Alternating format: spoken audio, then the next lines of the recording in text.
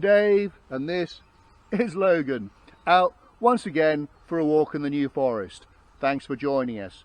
Now today we're at the Bolderwood Arboretum Ornamental Drive, which is well, it's a sort of north-south road that runs off the A35, which is the road that runs from Lyndhurst to Christchurch.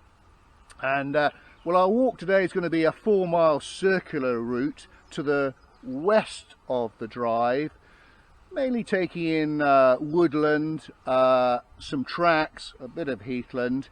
There's two things though that we're specifically hoping to come across. One, the Eagle Oak, and secondly, the site of what was one of the largest medieval hunting lodges. And I expect we'll see a few squirrels along the way as well. Already seen a squirrel. So do join us. Well, I parked my car at the Barrow Moor Forestry Commission car park, which is about halfway along the Bolderwood Arboretum Ornamental Drive. It's a bit of a mouthful. And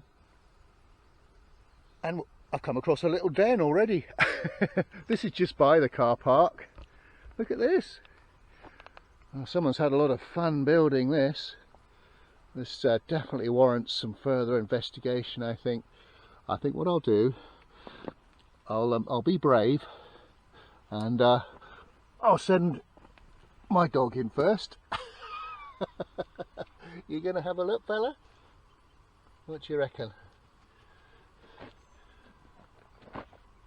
Giving it a good sniff over. Would that make a good dog kennel? Oh, that is fantastic. Someone's certainly spent a fair bit of time doing that. Gosh. Don't know if it looks that watertight though. Right, okay, well we're going to now cross the road and head off into the forest. Okay, just going to cross the drive now. I'll just show you what it is. It gets a sort of well, it's not quite a single track tarmac road that runs north-south. So it starts at Bolderwood, crosses the A35, after which it becomes known as the Rhinefield Ornamental Drive. I'm not 100% sure when it was created as such. I know if you look back on maps of the 1960s, it doesn't show, it just shows as a track. So I think it's something that's relatively new, as being marketed, for want of a better word, by the Forestry Commission. But there are some superb specimens of trees. Well, I've hardly left the road, heading deeper into the forest, and already come across a couple of smashing old beech trees that these look as though they've been pollarded in the past. But oh, those are terrific. And I guess there's going to be a few more of those as we make our way further. We're going to be heading westwards initially, and although this looks a bit as though it's deep forest, we're going to be coming out onto a cycle track shortly, and from then on for quite a while we're going to have some good solid ground to walk on.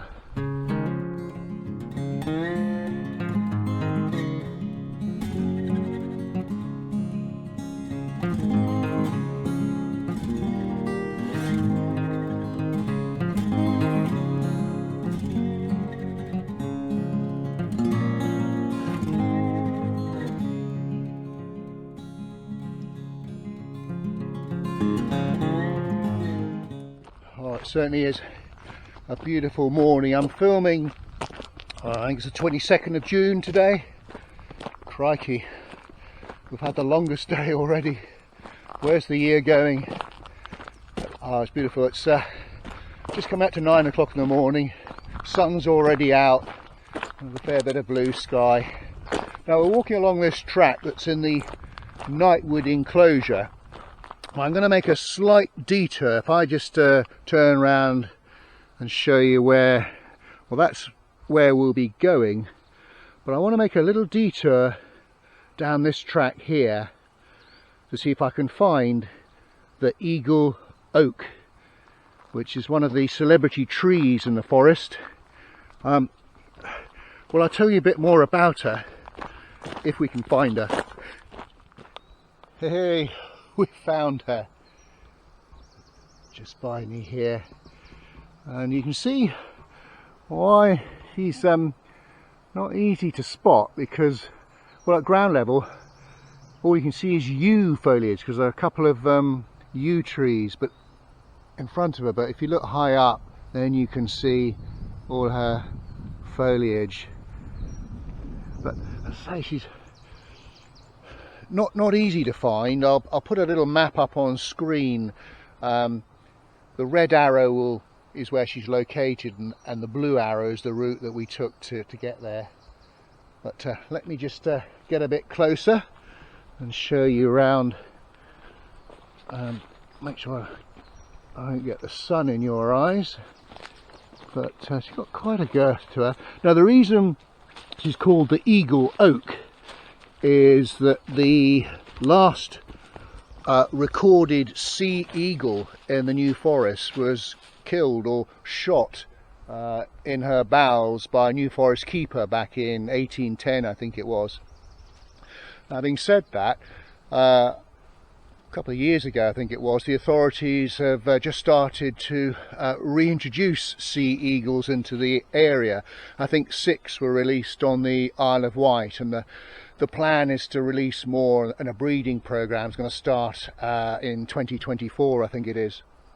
And again, I was reading on site, they obviously tag these birds to monitor where they go, and a couple of them have been recorded as going as far as the North York Moors. It's incredible. But they are the UK's largest bird of prey, and they're big units. I believe their wingspan can reach 2.5 to 3 meters, and they can be 1 meter tall.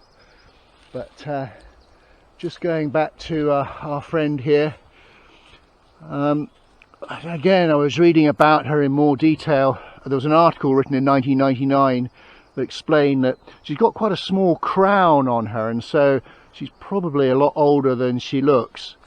And in fact, her girth hadn't increased in size at all in the 20 years previously. But I say, she is well protected here with loads of pine trees around. It's perhaps not the easiest of the celebrity trees to find in the forest, but she does have her own history. Oh, I can just see the head popping up. A lovely sight. A little Roe Buck. I haven't got my glasses on. I think there's 2 points on the antler there. They normally have a maximum of 3 from memory. Only about 20 yards away from me. A lovely sight in the morning sunshine. They got a lovely chestnut colour. Doesn't seem to be too perturbed. I'm not going to get any closer than this, that's for sure. Just a wild animal, let it be. Off you go. Lovely colour. We've now left the Knightwood Inclosure and entered the Anderwood Inclosure. There are a terrific variety of trees in here. We've got the traditional oak and beech, holly, yew, and quite a lot of the sweet chestnut in here. I'm just looking up here, of course, that time of year. That's the male part, catkin, that's starting to come through, and some remains of an old boundary bank from years gone by as well. Very, very peaceful in here, and loads more foxgloves. So many walks that I've seen this this spring and early summer. I can't remember seeing so many foxgloves. Birds twittering away. Oh, this is fantastic.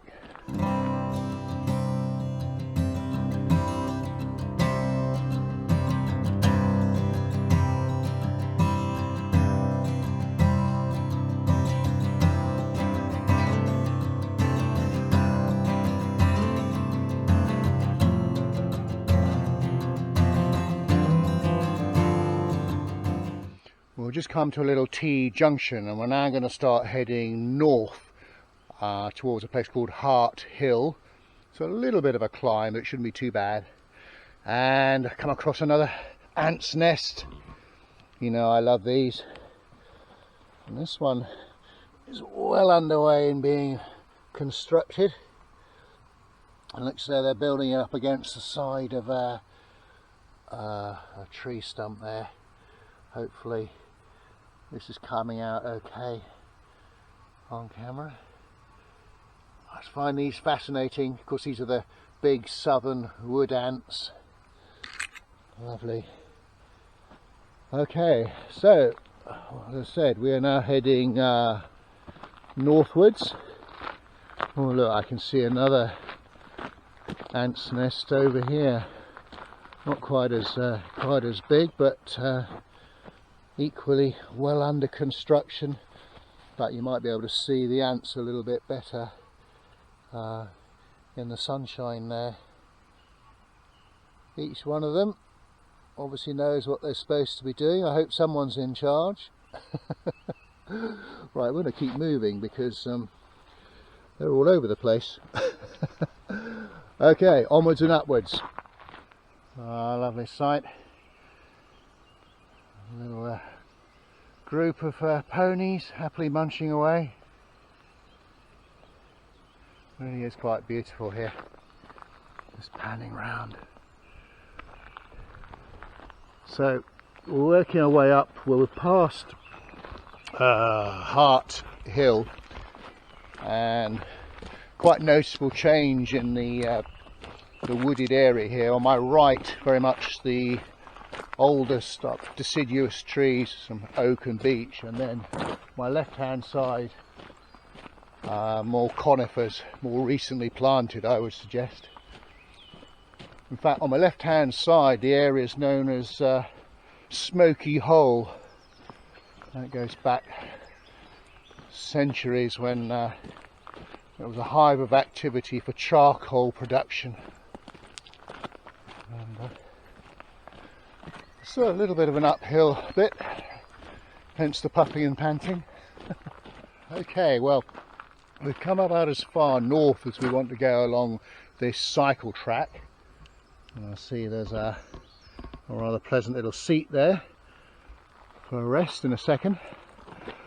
We are now going to head eastwards through that little gate there, and well, there won't be a path as such through there, but as long as we keep heading east, about 800 yards or so, I reckon we should hit the Ornamental Drive. So fingers crossed we're not going to get lost.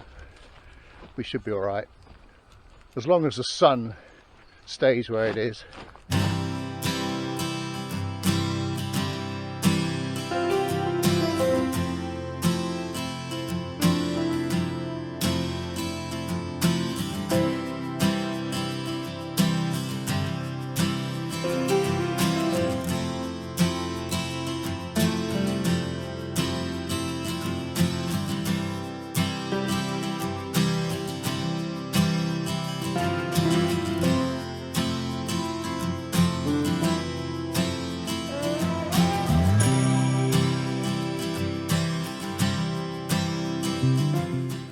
Well, we eventually made it back to the road.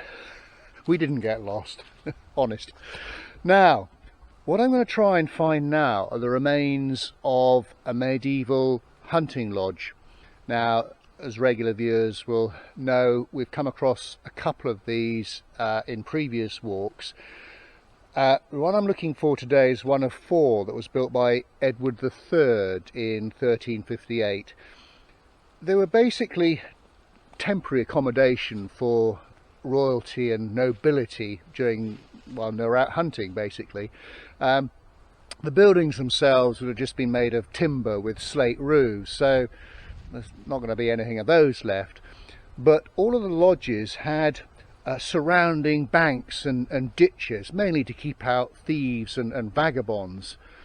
Now, the two that we've seen already at Snowdon and Studley Castle, those were just single buildings. The earthworks were rectangular really in shape. This one here was much bigger. I think it was called Hatherberg, and as well as the main building there was a king's chamber and a chapel. So let's see if we can find it. It's going to be very hard. If I just pan the camera around, you can see the challenge that we're going to have trying to make out any sort of banking. But let's have a little wander and see what we can find. Well, this is going to be a challenge. It's very difficult to really spot anything out here. I do have a map of the earthworks. I'll maybe put it up on screen, but because it's quite light here. But where my thumb is, there's a sort of circular bit, and that I know is a quarry. And if we look here, there is a little indentation in the ground where gravel or something has been taken out. I don't know if you can see that. And then if I just pan around here, this is a definite bank. So I don't know if it's going to come up on screen or not. You might have to take my word for it, but definitely an artificial bank. So that's very much the southern end, but trying to find any of the other earthworks in here is going to be an absolute nightmare. It was much bigger, as I said, than the other three. It's about 65 metres square, whereas the other ones were less than 40. Interesting, looking at these, a couple of trees that have got tape round them. Now, normally, if the Forestry Commission are going to do something with a tree, you know, as a cut it down or cut its branches, they'll put a paint mark on it. So I wonder what's going on there.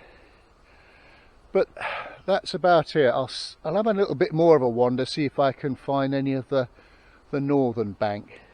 Yeah, there's a definite corner here. I don't know if this is going to make out, but it comes round here and then goes round there. But oh, very hard with all this bracken as well. But obviously when it was built originally, you know, these trees wouldn't have been here, and this is on quite high ground, south facing, so it would have been an ideal location. But again, it's a shame. It's a bit of history, you know. There was a royal connection here, but now completely overgrown. I think I mentioned in some of the other videos there's something about 7 or 8 of these sites throughout the forest. This was probably one of the largest ones. Right, let's head on back. Oh, just before we leave, must show you this lovely giant sequoia, and I love the bark on these. Quite spongy and able to withstand fires and insects over hundreds of years. But if I can get this to work, slowly work your way up the tree. And somewhere up there's a squirrel, and it's dive bombing pine cones on Logan, which he's not really you're quite angry about, aren't you, mate? Those pesky squirrels. Well, we're now heading back towards the car, following the ornamental drive. If you're feeling adventurous, you can walk to the east and over Barrow Moor. It can get muddy even in the summer, so we're chickening out. But it is a lovely walk just along the drive anyway, with so many of these trees, and so many of them got their own individual character. Just pan round so you can see what I'm seeing, and quite a variety as well, and plenty of I love some of the shapes of the trunks and the branches that some of these have made. Well folks, we've come to the end of our walk. We hope you enjoyed it. We're back at the car park and our den. If you did, please give us a thumbs up or a like, and do make a comment. And if you haven't already done so, please do subscribe. That way hopefully you'll be able to join us for another walk sometime in the future. We've had a super walk today. We've found everything that we've been looking for. So until we meet again, thanks for watching and cheerio. And I'll leave you with a poem that I read while I was back at the Eagle Oak. What is this life if, full of care, we have no time to stand and stare? No time to stand beneath the boughs and stare as long as sheep or cows? No time to see when woods we pass, where squirrels hide their nuts in grass? No time to see, in broad daylight, streams full of stars like skies at night? No time to turn at beauty's glance and watch her feet, how they can dance?